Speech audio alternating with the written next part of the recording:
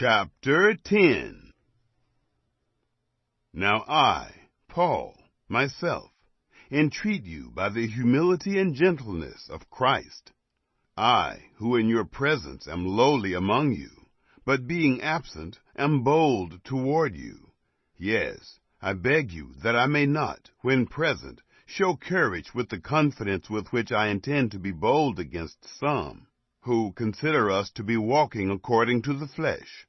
For though we walk in the flesh, we don't wage war according to the flesh.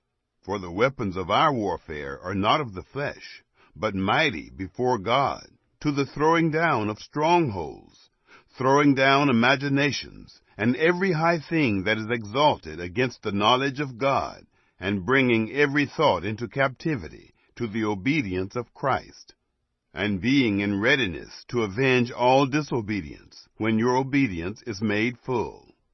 Do you look at things only as they appear in front of your face? If anyone trusts in himself that he is Christ's, let him consider this again with himself, that even as he is Christ's, so we also are Christ's. For even if I boast somewhat abundantly concerning our authority, which the Lord gave for building you up, and not for casting you down, I will not be ashamed, that I may not seem as if I desire to terrify you by my letters. For his letters, they say, are weighty and strong, but his bodily presence is weak, and his speech is despised.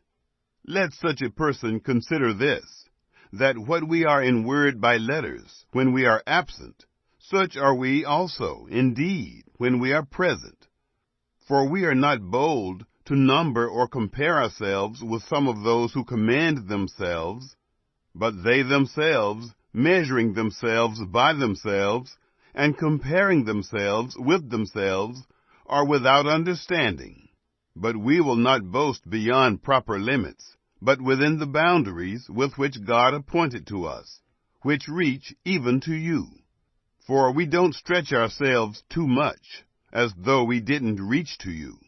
For we came even as far as to you with the good news of Christ, not boasting beyond proper limits in other men's labors, but having hope that as your faith grows, we will be abundantly enlarged by you in our sphere of influence, so as to preach the good news, even to the parts beyond you, not to boast in what someone else has already done. But he who boasts, let him boast in the Lord. For it isn't he who commends himself who is approved, but whom the Lord commends.